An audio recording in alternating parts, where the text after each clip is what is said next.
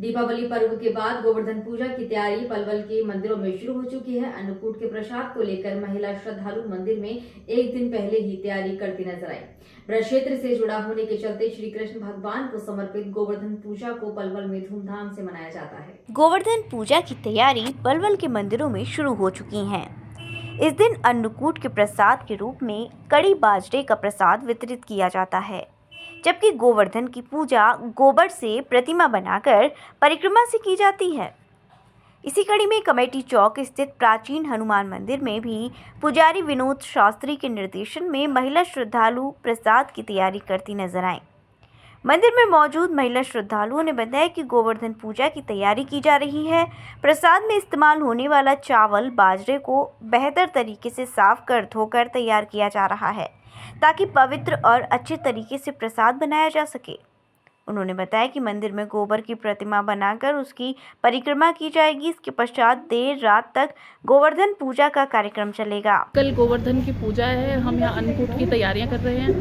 कल ठाकुर जी के लिए प्रसाद बनाया जाएगा, इसकी सफाई कर रहे हैं, बाजरा कूट रहे हैं, उसको साफ कर रहे हैं ताकि पवित्रता से ठाकुर जी को इसका भोग लगाया जाए।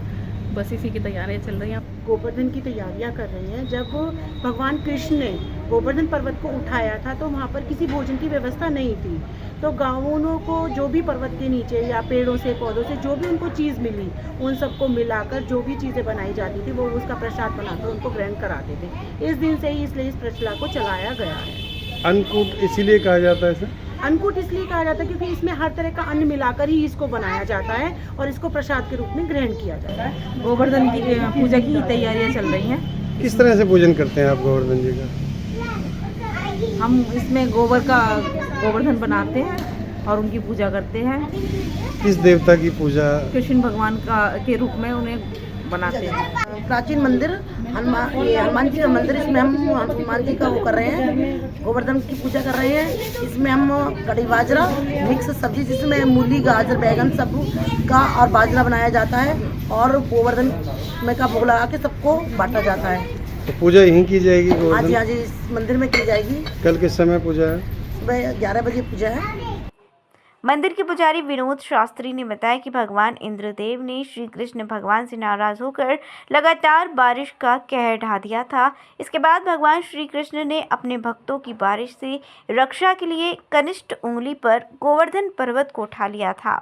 गोवर्धन पर्वत के नीचे सभी श्रद्धालुओं ने शरण ली। लगातार बारिश होने के चलते भोजन की व्यवस्था को लेकर श्री गोवर्धन पर्वत के नीचे श्रद्धालुओं के घर से लाए गए अलग अलग तरह के साग सब्जी और अन्न को तैयार कर भोजन प्रसाद की व्यवस्था की गई। तभी से अन्नकूट का महत्व माना जाता है और उसी तरीके से प्रसाद भी बनाया जाता है। आज जो प्रोग्राम है तो कल की तैयारी जो अन्नकूट के लेकर हो रही है, सभी माता बहनें अपने तैयारी कर रही है। तो अन्नकूट की गोवर्धन पूजा मंगलवार को शाम को शुभ समय है शुभ समय अपने 7:15 से लेकर 9:30 बजे तक शुभ समय है गोवर्धन पूजा का। रात्रि में 10:30 से लेकर 12-1 बजे तक पर शुभ समय है। और गोवर्धन की पूजा को देखते हुए पूजा के उसमें उपलक्ष्य में ये अन्नकूट की तैयारी हो रही है। ये अन्नकूट की व्यवस्था और ये अन्नकूट कब कहाँ से प्रारंभ हुआ? जब प्राचीन समय से इंद्र की पूजा चली आ रही थी तो उसमें अपने कृष्ण जी भगवान ने अपने छोटे रूम में अपने पिता से कहकर नगर वासियों से कहकर नगर को इंद्र की पूजा को बंद करवा दिया, जो सदियों से पुरानी चली आ रही थी। जब इंद्र को पता लगा तो इंद्र ने कहा जिस ग्वारिया के कहने से मेरी सदियों से पुरानी पूजा चली आ रही है वह बंद करवा दी गई है। इंद्र ने अपने मेघना को आदेश दिया कि जाओ उस ब्रज मंडल को नष्ट कर दो जहाँ मेरी पूजा वहाँ प्रतिबंध कर दिया। उन्होंने बंद कर दिया। इंद्र का आदेश पाकर 7 दिन 7 रात्रि घोर वर्षा की ब्रज में और भगवान श्री कृष्ण ने गोवर्धन पर्वत को धारण किया, ब्रजवासियों की रक्षा की। तो 7 दिन व्यतीत हो गए। राजा इंद्र ने देखा कि ब्रजमंडल तो नष्ट हो गया होगा, तो देखा कि ब्रजमंडल में तो बहुत भारी उत्सव हो रहा है। जितनी भी वर्षा हुई थी वह भगवान श्री कृष्ण ने चक्र को आकाश में छोड़ दिया, सारे जल को समापन कर गए। अब वो 7 दिन व्यतीत हो गए। गोप ग्वाल और ग्वालिया कहने लगे भाई कान्हा अब तो भूख लग रही है, 7 दिन से कुछ अन्न जल ग्रहण नहीं किया। तब भगवान श्री कृष्ण ने कहा कि भाई जो भी अपने घर में जो भी व्यवस्था हो, जो भी अपने राशन पानी साग सब्जी हो, सब लेकर आओ, सब तैयार करो और उसका भोग लगा के गोवर्धन महाराज का उसी को प्रसाद रूप में ग्रहण करो। तब से ये परंपरा अन्नकूट की चली आ रही है।